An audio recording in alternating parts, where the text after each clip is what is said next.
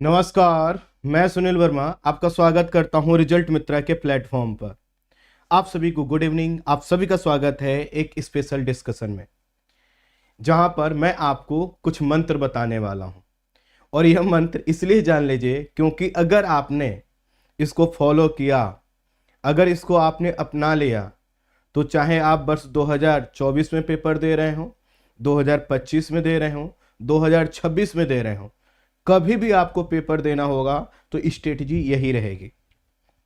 आज जिस विषय पर मैं बात करने वाला हूं वह यूपीएससी सीएससी अर्थात सिविल सेवा परीक्षा और साथ ही साथ जितने भी स्टेट परीक्षाएं होती हैं, जितने भी पीसीएस की परीक्षाएं होती हैं, सबके लिए यह रामबाण है।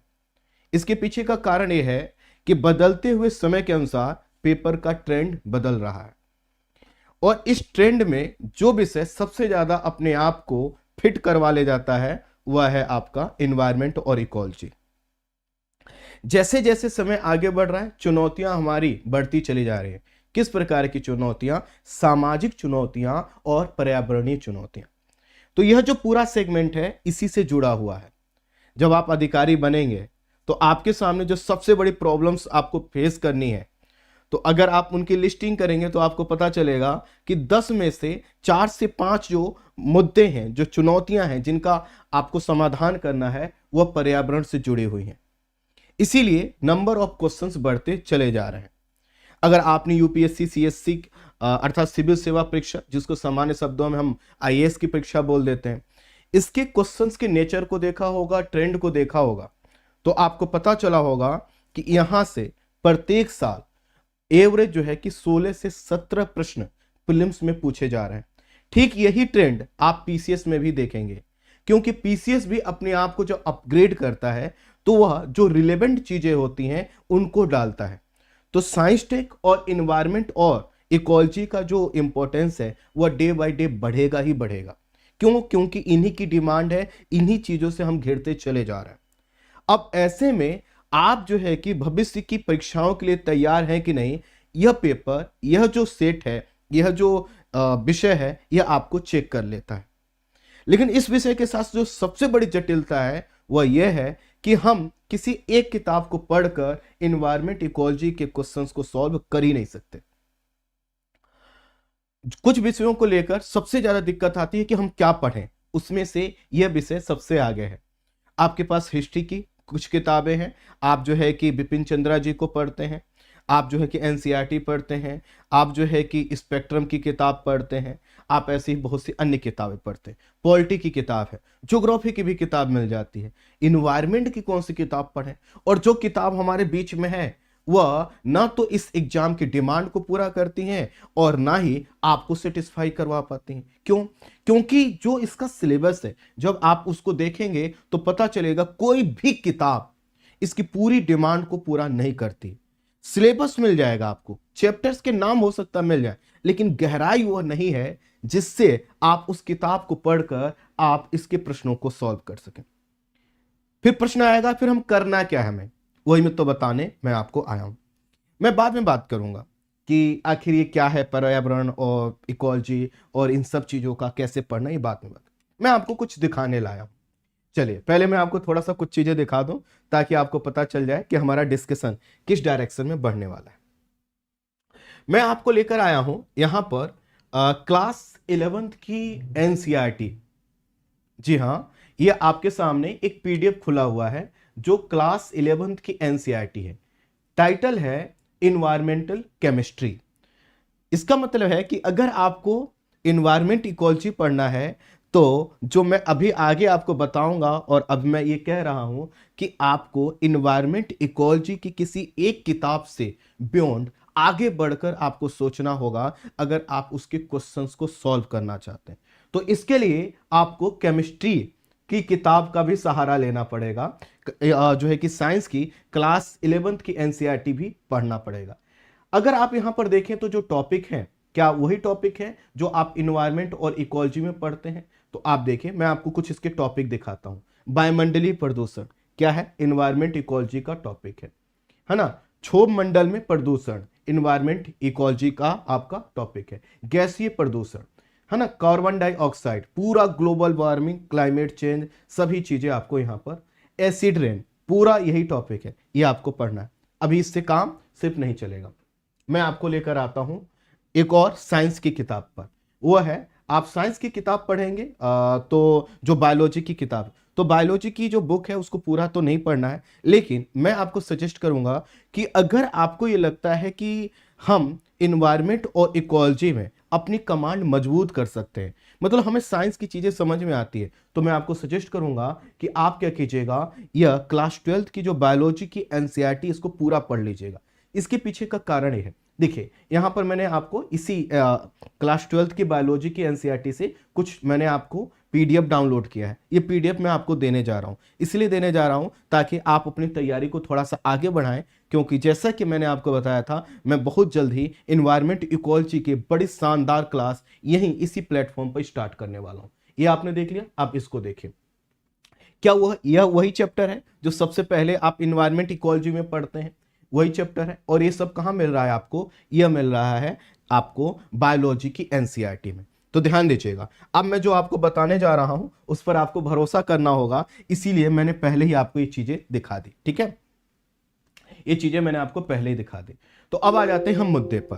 पहला प्रश्न ये होगा कि आखिर यहां से क्वेश्चंस क्यों बढ़ रहे हैं। तो इसका कारण यह है कि जैसा कि आपको पता है, जो सिविल सेवा परीक्षा होती है, सो उसमें जो लोग Indian administrative service, Indian police service में जाना चाहते हैं, है ना, जो सिविल सेवा परीक्षा है, वो लोग तो बैठते ही हैं। जो इंडियन फॉरेस्ट सर्विस में जाना चाहते हैं उनके लिए भी एक ही पेपर होता है, वही पेपर होता है। अर्थात जो पेपर आप आईएएस और आईपीएस बनने के लिए देते हैं, उसी पेपर में वह भी कैंडिडेट बैठते हैं जिनको इंडियन फॉरेस्ट सर्विस में जाना है।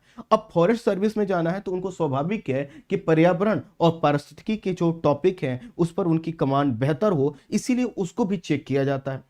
और चूंकि वह लोग इसी पेपर को क्लियर करके इंडियन फॉरेस्ट सर्विस में जाएंगे, इसी के कारण सिविल सेवा परीक्षा में इस टॉपिक से नंबर ऑफ क्वेश्चंस बढ़ते चले जा रहे हैं। जैसा कि आपको पता है कि जितने भी राज्य लोक सेवा आयोग हैं वो भी क्या करते हैं, इसी को फॉलो करते हैं। इसी के कारण आप देखेंगे तो राज्य लोक सेवा आयोग के द्वारा जो भी पीसीएस की परीक्षाएं होती हैं उसमें number of questions environment ecology से बढ़ता चला जा रहा है। तो अब इन्वायरमेंट इकोलॉजी से जो क्वेश्चन बढ़ता चला जा रहा है, इसका समाधान क्या है? समाधान एक ही चीज है कि आप इस विषय के डिसिप्लिन को समझ लीजिए। इसका जो डिसिप्लिन है वो ये है कि आपको जब इन्वायरमेंट इकोलॉजी पढ़ना है तो उससे पहले कुछ चीजें आपको बेसिक तौर पर पढ़नी होंगी।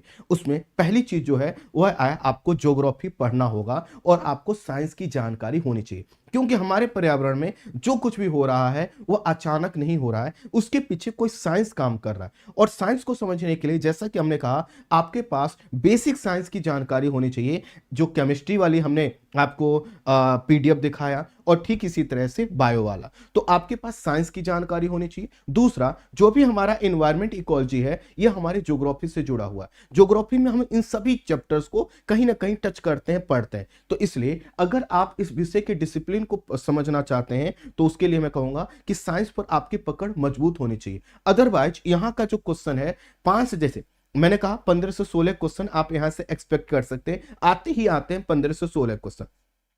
इन 15 से 16 क्वेश्चन में से 5 से 6 प्रश्न ऐसे होंगे जो आपको लगेगा कि बिल्कुल ठीक है, वह हर किताब में मिल जाएगा। लेकिन उसके बाद के जो क्वेश्चंस हैं उसके लिए आपको इतना माथापच्ची करना पड़ेगा कि आप क्या करते हैं, इस सब्जेक्ट से अपना मोह भंग कर लेते हैं। लेकिन ध्यान दीजिएगा, इस तरह का मोह भंग अगर आप इतने आसान विषय के साथ करेंगे तो पूरी आपकी यूपीएससी, सीएससी और स्टेट पीसीएस की जो जर्नी वो काफी कठिन होने वाली है, क्योंकि बहुत इजी सेगमेंट है। बस ये क्या है, बिखरा हुआ है। आपको क्या करना है, इसको जोड़ देना है ना। जैसे कि आप देखें, हम अपने बच्चों को आपने देखा होगा कि उनको नक्शा आता है, भारत का नक्शा बनाने के लिए आता है, तो उसमें छोटे छोटे राज्यों होते हैं, उन राज्यों को जोड़ना होता है। अब किसी व्यक्ति ने अपने देश का नक्शा ही नहीं देखा हो, उसको दे दीजिए कि भैया इसको जोड़ दो, अब उसको समझ में ही नहीं आएगा कौन सा टुकड़ा कहां फिट होगा। लेकिन जो उसके जिन्होंने इंडिया का सभी क्षेत्रों को, राज्यों को देखा है, उनको पता है यह वाला राज्य इस तरह से, इसको ऐसे हम जोड़ते जाएंगे तो हमारा नक्शा बनता चला जाएगा। तो इसी तरह से जो वो नक्शा क्या करेंगे, नक्शा उनको पता है तो वो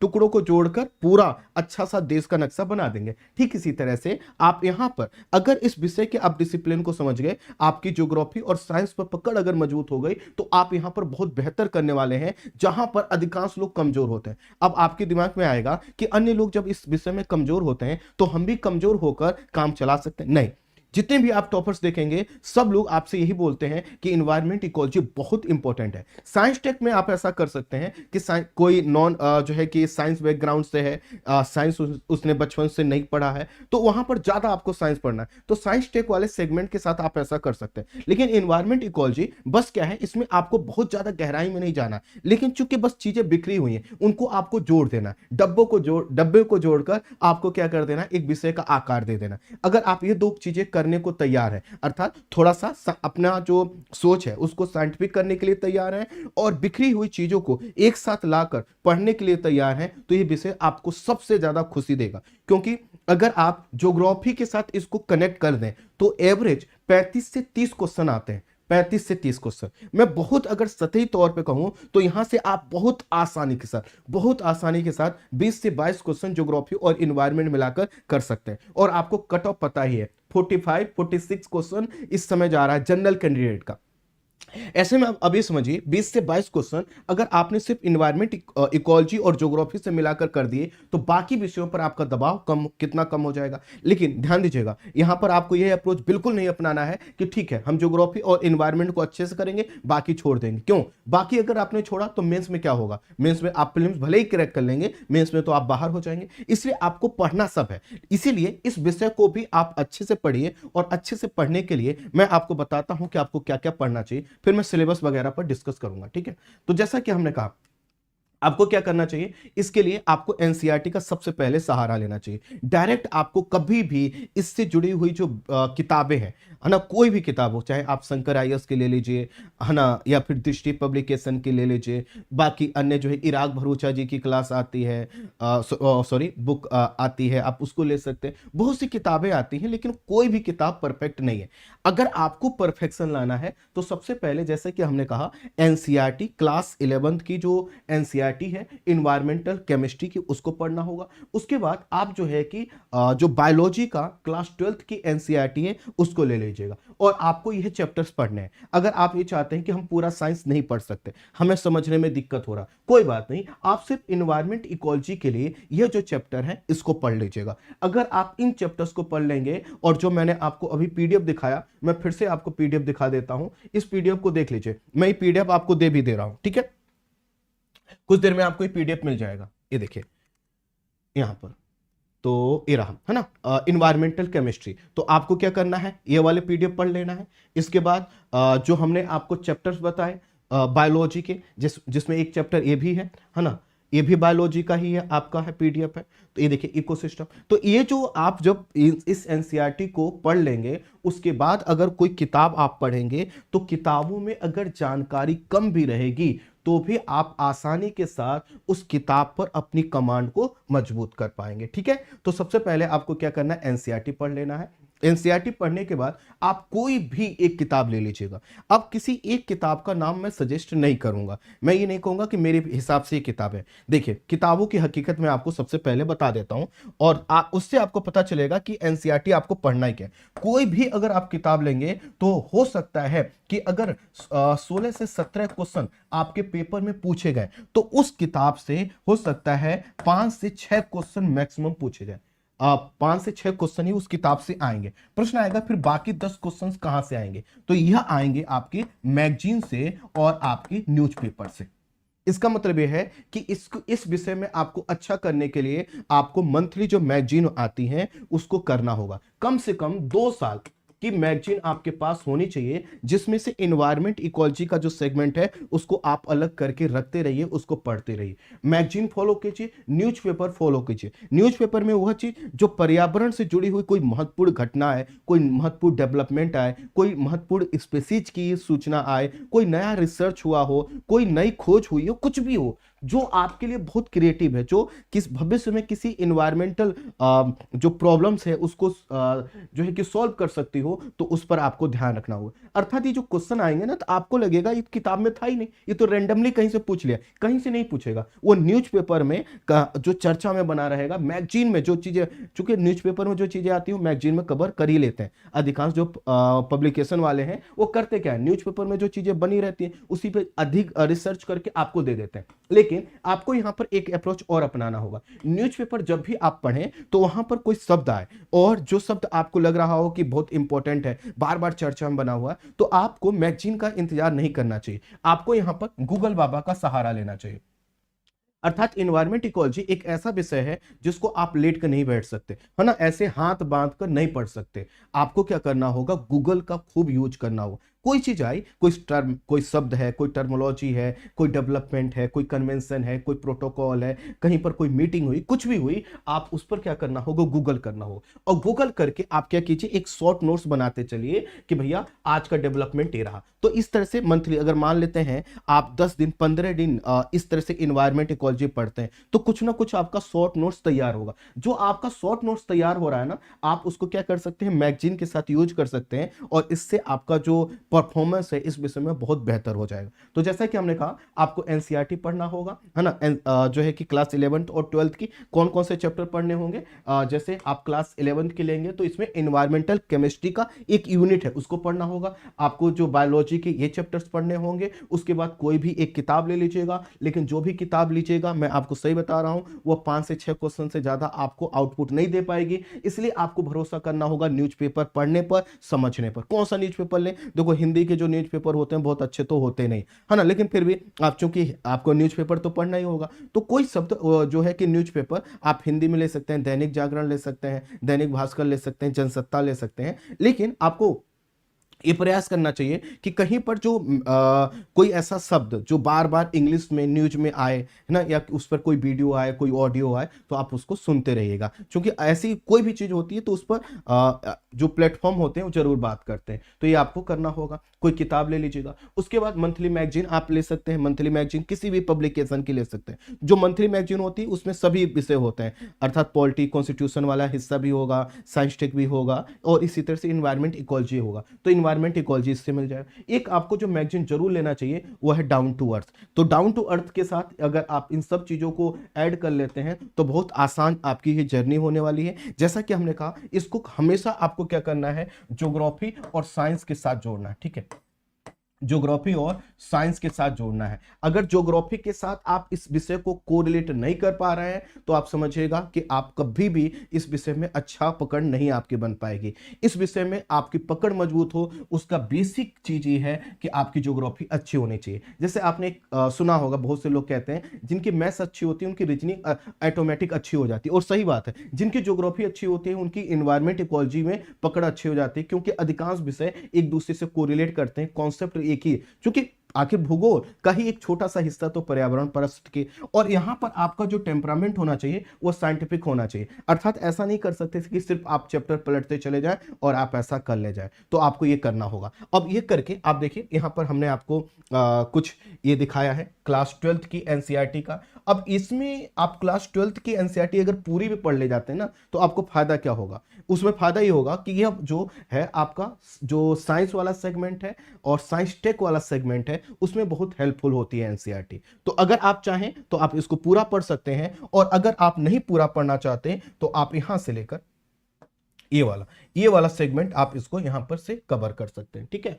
तो यही हमारा था। अब इसका थोड़ा सा आप जो है कि सिलेबस देख लीजिए कि जब भी आप कोई किताब लें, कोई भी एनसीईआरटी लें, तो आपको किन किन टॉपिक्स पर आपकी पकड़ मजबूत बनानी है, आपको यह टॉपिक्स ध्यान देने होंगे। ये आपका सिलेबस का हिस्सा है। तो जब भी कुछ पढ़िए तो आपको पर्यावरण पर सबसे पहले पकड़ अपनी मजबूत बनानी चाहिए। फिर जो आपको समझना चाहिए कि आखिर ये जैवमंडल क्या होता है, बायोम क्या होता है ना, पारिस्थितिकी तंत्र होता क्या है, कैसे काम करता है, उसमें पदार्थों का संचरण कैसे होता है, फिर प्रदूषण क्या होता है, प्रदूषण के प्रकार कितने होते हैं, और प्रदूषण का जो प्रभाव है अगर है कहीं पर, उसको हम कैसे मापते हैं, भारत में पर्यावरण प्रदूषण कैसे हो रहा है, जैव विविधता क्या होती है, उसकी क्षति कैसे हो रही है, उसको हम कैसे बचा सकते हैं, उसके लिए क्या क्या हम लोगों ने कन्वेंशन किया है, ये सब चीज़। तो ये आपका पूरा सिलेबस है, आप इसको देख लीजिए। आई होप आप इस चीज़ को समझ पाए होंगे। मेरा जो पॉइंट था वो ये था कि आप अगर इस विषय में अपनी पकड़ को मजबूत करना चाहते हैं तो थोड़ा सा आप एनसीईआरटी पढ़ना चालू कर दीजिए। और अगर आप ये चाहते हैं कि सर हमारे लिए बहुत कठिन लग रहा है,